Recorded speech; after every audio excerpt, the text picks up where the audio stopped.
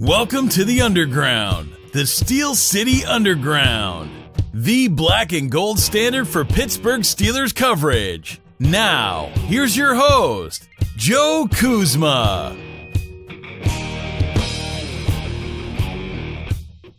Hello, everyone, and welcome to another edition of the Steel City Underground podcast presented by Gameday Tailgate Experience.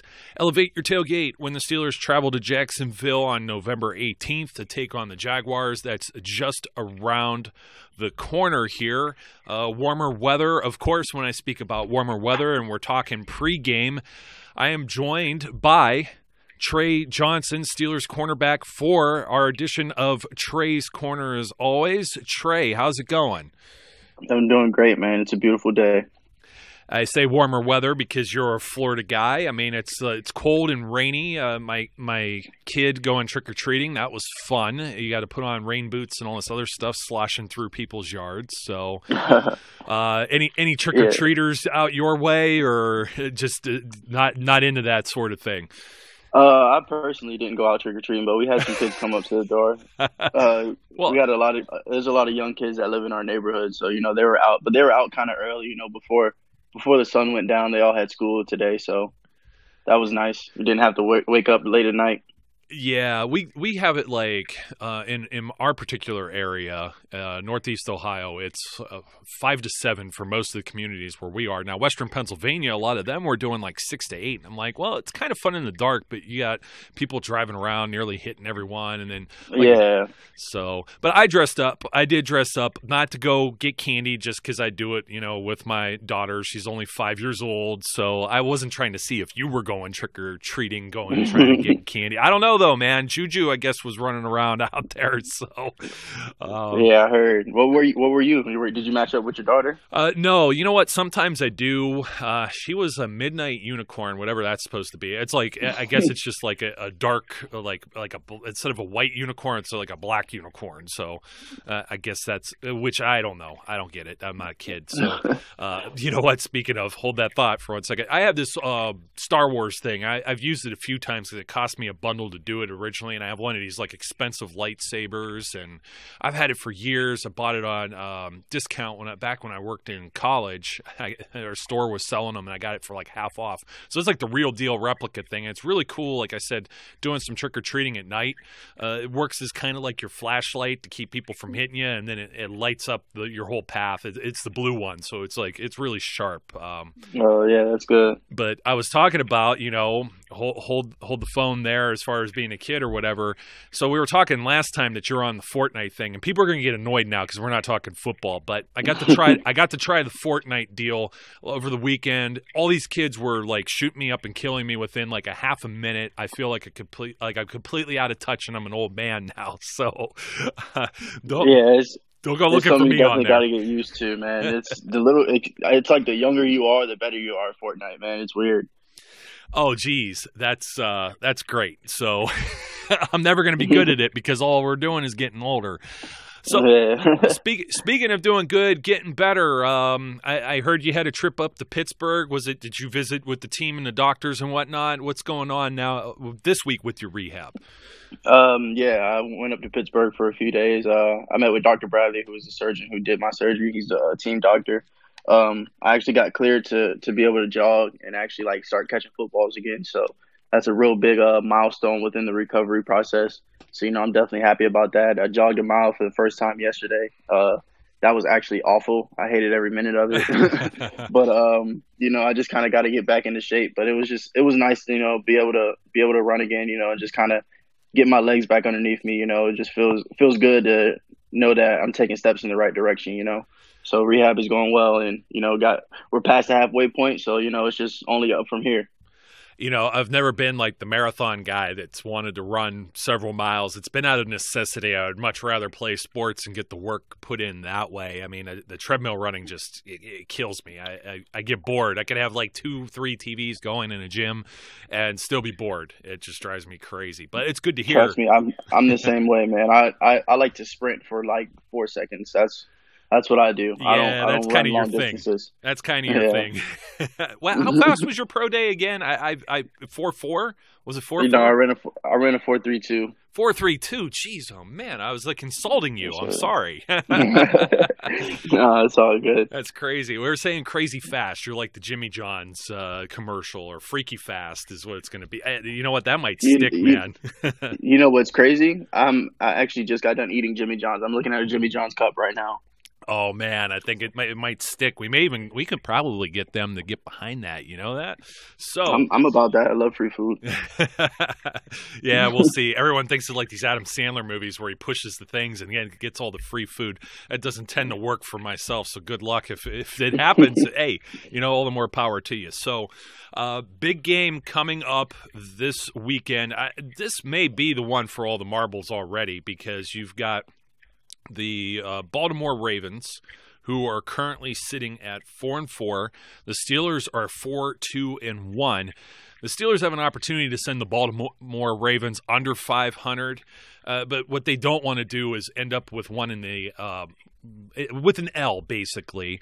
I hate saying I don't want to say anything to jinx these guys. I guess we're past Halloween, so we don't have to worry about the black cat under the ladder and that.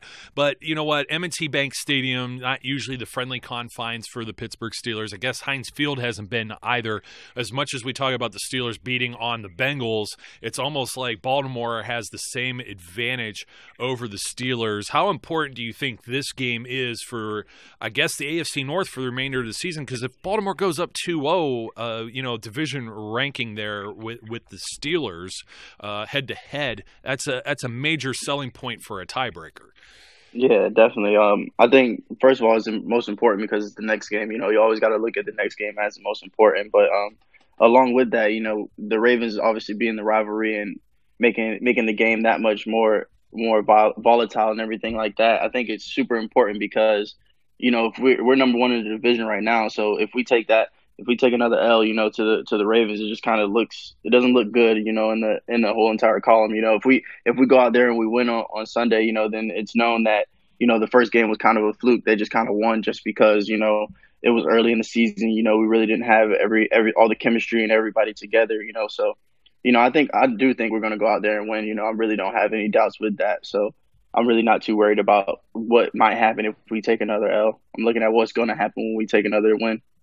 Yeah, that's why I said I don't want to jinx anything. I think there's a lot more chemistry going here with the Steelers as opposed to the way it was during the first game. Obviously, the second half where the offense couldn't get anything going. The defense still held Baltimore to just a bunch of field goals, which is fairly interesting just considering that Baltimore's offense is doing not too shabby, you know what I mean? And yeah. I mean, their passing game is a lot better than their run game, but when you look at the Steelers and look where they rank as far as the NFL team-wise, that seems to be the case too, even though James Conner was a beast for the whole month of October and ended up with the AFC Offensive Player of the Month, which caps off to him. When you look at Baltimore's offense as being a defensive guy, is there anybody that really kind of stands out? I know one thing that you and I discussed before was Joe Flacco getting rid of any quarterback, really getting rid of the ball quickly, like Pat Mahomes does with Kansas City. Flacco tends to do that, and then sometimes he holds on to the ball for a while. Anything like that stands out as well that I see as far as the Ravens offense? For me, I really don't see like one person in particular, which could really be is kind of a problem because they just have they have threats all around the whole entire offense. They got Michael Crabtree being, the possession receiver who, Flacco likes to go to really the most. And then you got John Brown, who really is a deep threat, just kind of the big play threat that comes in there. And then all of a sudden he's running down the sideline with the ball in his hands. And then you got Willie Snead. You also got Chris Moore, and different players, different receivers kind of just spread out all over the field, which can make it difficult because, when you're going against a team that, let's say, I don't know, like the Bengals, when they only have AJ Green, you can focus on that one player and just kind of make everybody else beat you. But, with a team like this, you can't focus on one player and make everybody else beat you. You got to focus on everybody. So everybody has to be on their P's and Q's. Everybody has to be right every single play because, every person on their offense can make a big play. So that's really, the difficult part of the Ravens offense, and then you got Joe Flacco, who is a Super Bowl winning quarterback, heading the offense. So, that's not an easy task to accomplish, but I think we definitely can do it. You didn't say the word scrub when you mentioned Joe Flacco.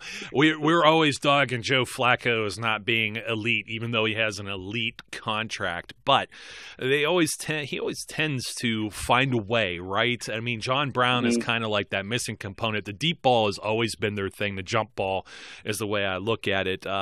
Currently, the betting sites have the Steelers as a 2.5-point favorite. So we're looking at like a field goal or less with a 47.5 over under, which is real. Like, you just never know, because had the other game had any semblance of Steelers offense in the second half, I think they would have maybe hit that threshold. I think it was at 46 or 48, if I recall, for the last one. So just taking a look at some of these things, just another thing that you'd mentioned, we mentioned this last week, Joe Hayden, and some people were like, well, Joe Hayden not following whoever around. This is kind of the same deal where there isn't like a major primary threat, big-time, big receiver like a Julio Jones, like big as in physical big. Julio Jones, A.J. Green, we're talking Willie Snead, we're talking Michael Crabtree, John Brown.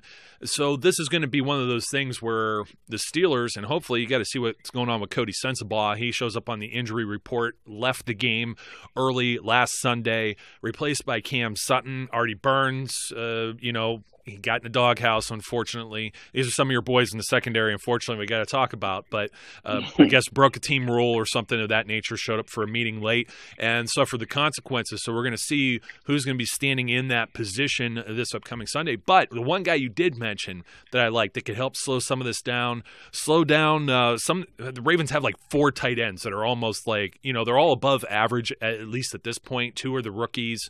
I think Hayden Hurst is back from being hurt. Forgive me if I'm wrong on that, but I didn't see anything from him yet. But they still have Mark Andrews. They still have Max Williams. I think it's Nick Boyle's the other one. But Morgan Burnett is back, and I think that made a huge difference. What did you see last Sunday as far as the way the Steelers, scheme-wise, operated against the Browns? You think they could do something very similar against the Baltimore Ravens? Because it seemed like a lot of just like 3- and 4-man fronts, rushes. It wasn't like – they sent a blitz, but it didn't take a lot, let's say, because the Browns' offensive line maybe not as strong as the Ravens. Yeah, I think we kind of have the same mindset going into this game. I feel like we may have to bring, one extra person just because, like you said, the Ravens' offensive line may be a little bit better. But when it comes to the coverage, I feel like it's just kind of going to be the same idea. Everybody kind of man up and just kind of find their matchup, find their niche, and just kind of handle that for the whole game. And, whenever we need to go into zone, that blitzing zone, second, third and down, when it could be, that quick pass, we kind of pin our ears back and everybody get after the quarterback and just kind of make sure you get your hands on the receiver at the line and just, cut away that quick, 5-10 yard route. And then after that, hopefully we're on top of Joe Flacco by that time. So you really don't have to worry about, deep routes or anything like that. So I feel like that's kind of the mindset that we have pretty much every game. I feel like that when it comes to defense, that type of scheme really works against really any type of offense, no matter what type it is. So I feel like that's definitely smart for us to do. Yeah, and I tend to agree with you no matter what, like I said. Yeah. I was talking about Steelers' 5th in points scored. I finally pulled it up here before I misquoted anything. 5th in the league points scored. Ravens are only 14th. However, they're 1st in team defense. And I tend to still believe that some of that is skewed by a few of the teams they played, like the Buffalo Bills in week 1 and things of that nature. However, the Ravens get after the quarterback. And I could see them really being a nemesis here, maybe even with Ben Roethlisberger in the Steelers line. 27 sacks, that's 3 more than the Steelers are in a 4-way tie with several other teams with 24 sacks for the league lead right now. Getting after Joe Flacco, how important do you think that is for the Steelers defense? You just talked about with the scheme and that, but the quick release type deal, dumping it off to the running backs. How are they going to get to Joe? How are they going to rattle him? I feel like it's super important, especially with a veteran quarterback. You kind of got to have hands in his face, something always just kind of either obstructing his view or just kind of making him think faster than what he wants to think, because if you give somebody like Joe Flacco, even if you think Joe Flacco's a scrub, if he's still an elite quarterback, Yeah. So He's still in the NFL, so if you give him time to just sit back there and pick apart a defense, he's going to be able to do it. Every quarterback in the NFL can do that. So it's really important now. I feel like we get some type of pressure on him. I don't think that's the most important thing. I feel like the most important thing for us this week, defensively, is just to make sure that everything is covered up. If everything is covered up, he doesn't have anywhere to go with the ball, we're going to get to him. That's just the way that offensive lines work. You can only block somebody like Bud Dupree or T.J. Watt for so long. They're relentless in their pass rush. So they're going to get to the quarterback. On the backside, we just got to give them enough time to get there. So I feel like that's really the mindset we need to take. Just kind of strap everything up on the outsides, and the D line and the linebackers are going to get to the quarterback. You just got to give them time. Yeah, you know what? I'm with you on that. It seems to be what usually ends up happening, because if you just kind of willy-nilly throw blitzes at Joe Flacco, he's going to get rid of the ball before you could even get there.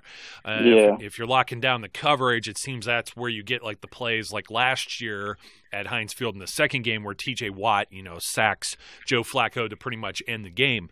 That's what I could picture again. Now, Ravens start out with a lot of guys on injury, not practicing. Brandon Carr and Marlon Humphrey, two corners, did not practice on Wednesday.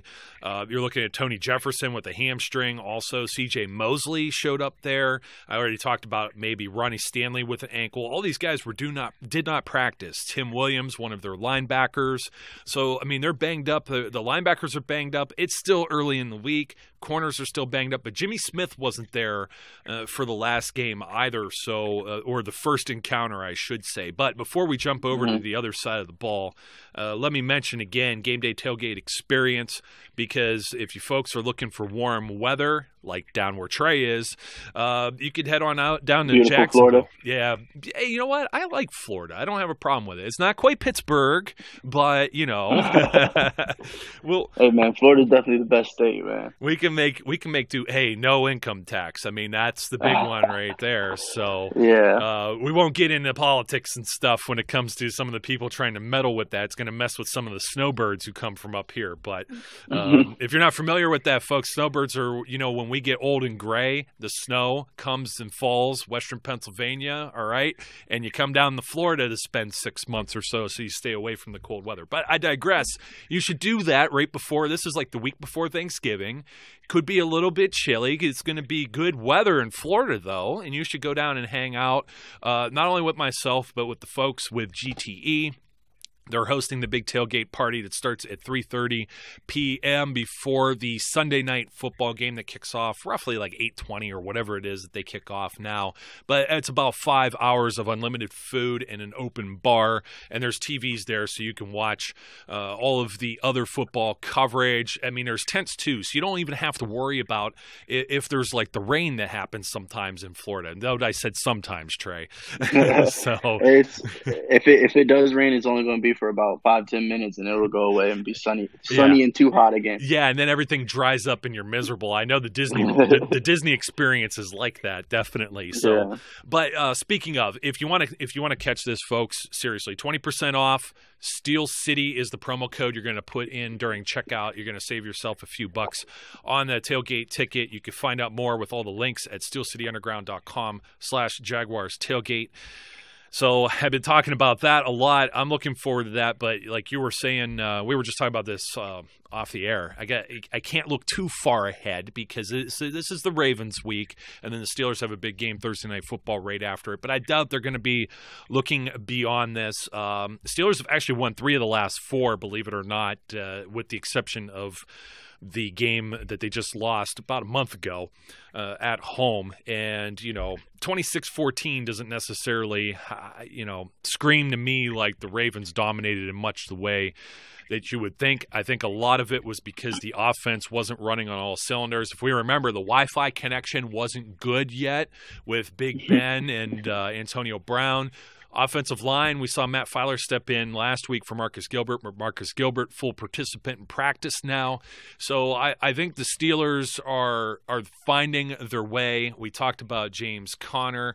When you take a look at Baltimore's defense, Trey, how would you attack them? I think a lot of the similar game plan that they had from the previous game at Heinz is going to end up working. I just think there was a lot of, let's say, lack of execution. I feel like kind of the same game plan as always. The Ravens definitely have a good defense. They kind of always been known for their defense, even going back to the Ray Lewis and Ed Reed days. So it's definitely not going to be an easy task. But I feel like we start off with a heavy dose of James Conner. Him being the player of the month. Obviously you got to feed him, and then you definitely got to attack their secondary. Especially if all these corners and these safeties are hurt. That means that you're getting young guys in there, guys who don't have as much talent or as much veteranship in their plays. So you just gotta attack them. Feed AB, feed Juju. Just kind of read the coverage. Definitely hit those tight ends because we got two great tight ends. In Vance and Jesse. So you definitely just got to use all the threats that we have on our offense. And I know that Big Ben is gonna go out there and be able to do that. And then just kind of get firing on all cylinders, like we weren't the last time when we played them, but I feel like we definitely are. We kind of started to find our groove as an offense, when it comes to this season. So I'm definitely hype about what's to come. I don't think it's gonna be like the last time we played. I feel like we're gonna go out there and we're gonna be firing on all cylinders. Offensive line is gonna be controlling the line of scrimmage. James Conner is going to be running that thing nice and heavy, and then of course, Big Ben's going to be out there slinging it to all the different threats that we have on offense. That's a very good point. Vance McDonald was he caught all 5 of his targets for 62 yards in the last matchup. But you made a very good point here of Antonio Brown only 11 passes go his way. The same with Juju Smith-Schuster, and these guys only caught like 4 and 5 balls, 5 for AB, 4 for Juju. Passes behind, but just miscommunication, timing off, things of that nature. Of course, we know with the Ravens offense, they like to go big. They like to do the double tight end sets and things of that nature to create mismatches. The Steelers can certainly do the same with Vance McDonald and Jesse James, but I think the X factor on this one, definitely James Conner. Only 9 carries in the previous game. It was just bad. It was a 2.1 average, 19 yards. I think they got behind. I think they may have panicked a little bit and abandoned establishing the run. And I think they got back to that, the next week, the Falcons, then the big game against the Bengals, and then, of course, what we saw against the Cleveland Browns with the AFC Offensive Player of the Week. I'm still of the opinion, as long as Conner gets between 20 to 25 touches on the football, I think that's winning football for the Steelers. Hasn't been proven wrong yet this season. Yeah, I definitely agree with that. I actually I saw something earlier that showed like he had the most broken tackles like this month. So that no matter what, if you get him the ball, he's gonna end up breaking for a 15-yard run here or there. 15-yard run is an automatic first down. That's demoralizing to a defense, especially coming from a defensive player. I'm letting you know now that, when somebody breaks for a 15-yard run and then they just keep doing it over and over, it hurts the pride of the defense, especially when it's coming straight down your throat. You really can't do anything about it. So that's a really not a good feeling. So I feel like that's something that the Pittsburgh offense can definitely do. So we just got to do it. Yeah, it definitely will take the crowd noise out as well. Like I said, hostile environment. I think Chris Boswell has got all the jitters out now and maybe some of the pressure from the big contract out of the way. That was the Pro Football Focus thing we were reading, by the way. Conner, despite the bye week, led the NFL in total broken tackles with 26. That's ridiculous. It's very ridiculous. 3 and point. Also, something that we always say, just kind of give people an insight on that, is that anytime you miss a tackle on defense, it turns into a big play. So that's 26 big plays that James Conner has created just off of making somebody miss. Because in most defenses, obviously there's 11 versus 11, so you got one person to kind of make that play, and when that one person misses it, that means somebody else has to come off of their person, and by the time they get there, that the person with the ball has already gained like another 5-10 yards. So that's giving up a big play. So missed tackles turn into big plays. Yeah. In fact, he had the fourth best in October for yards after contact at 3.6, and continuing on with what they had here, of course, we already know 64 carries, 6 touchdowns, and then the 159 receiving yards. And it was just, I don't know what their elusive rating is, but they had 121.9, which is the best in the NFL. Not Todd Gurley, not any of these other guys that are out there running around. And I won't mention other names of elusive backs, but Connor certainly getting the job done. I mean, it's just, you know what else was crazy? I don't know if you realize this, Trey, but the NFC or like one of the other players of the month, on the defensive side of the ball was Aaron Donald. Both Pitt guys, both University of Pittsburgh. So that's kind of, small world. Yeah, that's kind of unique. Yeah, they have a saying over in Pittsburgh, hail to Pitt. So, I'm sure the Pitt fans are smiling there. I mean, they put out some studs. So definitely, these guys are getting the job done.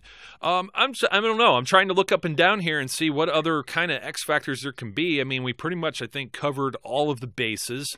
I have the Steelers winning because I am a homer, but the game does scare me. I won't let I'm not going to tell people that it doesn't scare me. It's always difficult to go on the road. The Steelers have won, I don't know the last time that they've lost on the road. I'm trying to think in my head here, but they have been they have not had that tag of being a losing team on the road for about the last year and a half. I'll just state it that way, and I think it's more than plausible that they could go into Baltimore and win. Do you see it as a high-scoring game, a low-scoring game? I can't say the Steelers are going to blow them out one way or the other, because every time I try to disrespect or have a lack of respect for the Baltimore Ravens defense, I end up eating my own words. So I think it's still going to be close, but I don't know that it's high scoring. I can see both teams in the 20s, and they're going to be just hovering around that 47.5 that the bookies think there's going to be. But I do think the Steelers could win, and I think that they're going to cover their 2.5 as well. Yeah, I feel the same way. I feel like the first half is definitely going to be like a dogfight. I feel like it's going to be more of a defensive game in the first half, just because, of scheme. We coaches have had a lot of time to just kind of go over and establish a scheme, defensively. But I feel like in the second half, we're going to come out on top because of halftime adjustments, and our offense is going to start being able to really, really start firing on all cylinders. I don't think it's going to be a blowout either. I do think it's going to be a very good game, especially with it being a rivalry, and we're going into Baltimore. It's not an easy place to go in there and just blow somebody out in. So I feel like it's definitely going to be a good game. I'd say around the 20s too, like high 20s. I think they're going to if I were a betting man, I'd say they're going to cover the spread of the two, and they're definitely going to be around that 47 range. When it comes to scoring points, I definitely think it's going to be around the 20s. Probably I'd say 24 to 27, something like that. So that's what Trey says, but I'm no professional, man. I'm just a dude that likes football. Yeah, and that's all I am too, man. And I'm not the betting man either. But they have Todd Gurley and James Conner are the only two guys in the NFL right now with over 900 scrimmage yards. I think Conner, as long as the run isn't abandoned, I think he can get 100 from scrimmage. I'm not going to put him down for 100 rushing. I don't see a 100-yard rusher on either side of the football. I could see someone getting 100 receiving yards easily on both sides of both teams, actually. So it's nothing for John Brown to maybe catch one that goes long. Same thing with Antonio Brown or Juju, because we've seen that happen recently as well. I have the Steelers down for a victory, and I know, Trey, you've been talking to a lot of people that want to know. I don't know if it says this. We have some of the pre-recorded voiceover afterwards, but we still have the hotline and we still have the fan mail. So if you want to send myself and/or Trey some questions here at the show that we could cover, we're going to have a short turnaround next week, of course, with Thursday Night Football, but feel free to shoot your messages over text or voicemail 203-900, the number 4SCU, that's 4728, or fan mail at steelcityunderground.com. You could find those in the show notes as well, wherever you may be listening to this podcast. Hopefully the notes, sometimes they get jumbled. Look for it. The phone number's there and the email's there too. Ladies and gentlemen, Steelers cornerback Trey Johnson. Trey, thanks once again for joining us today. No problem, man. Thank you for having me, man. It's always a good time. I love talking football, and I love talking football with you, man. I'm just happy to be a part of this. Yeah, if we didn't have actual lives outside of this, we could probably do this show for 3 or 4 hours. Start our own Trey's Corner network. How about that? Hey, man, that sounds great, man. That would be really cool. So, you know what, Trey? And before I let you go, we almost forgot one thing on the Ravens offense. They have this kind of sub package they use with Lamar Jackson, the rookie from Louisville, the quarterback. And, I was thinking this was pretty silly. We were talking offline, and it's something we have to insert here into the show before we forget. But I always think when they bring Lamar Jackson out there and they still have Joe Flacco on the field, you see it on TVs at the top of the screen or bottom of the screen by the sidelines. And I'm like, what is this? I haven't really seen. I've been watching a lot of Ravens games because, they've been playing times where the Steelers haven't. And I tend to rewatch the AFC North opponents anyway. But I haven't really seen them do any kind of gadget play. And you said something very interesting to me that I think we need to bring up, because I was the one who said, look at, man, it's like 11v10, but you said you still have to respect Joe Flacco and Lamar Jackson. Yeah, especially, they're two very, very, very important threats. Lamar Jackson still is a quarterback, so he can easily just catch that ball and then throw a quick screen, because that's really the type of offense he ran in college, just to catch the ball and throw a screen, and then Joe Flacco catches it, and then whoever the receiver is on the opposite side of the field, whether it be Crabtree or most likely John Brown, because he's a little bit faster, Joe Flacco just throws a bomb across the field to the other side. That's something that you still have to keep in your mind. Like, just because they haven't done it doesn't mean that they don't have it drawn up, in their offense or in their scheme. I definitely think it exists. They just haven't brought it out yet. And, who better to bring it out against than the Steelers, So it's definitely something smart that we have to think about. You got to cover all facets of the offense when Lamar Jackson goes out there, because he's such a threat. You just can't see him as a scrambling quarterback. He still has an arm. He still was a quarterback in high school and college, somebody who threw the ball around, so you got to make sure you cover all assets of the game. Yeah, just can't let Flacco roam around out there. And, even if he does, let's just hope it's like one of those Tom Brady things in the Super Bowl where he kind of has the butterfingers. That would make man. You never know. They might try and throw the ball to Joe Flacco down the sideline, man. That would be very interesting.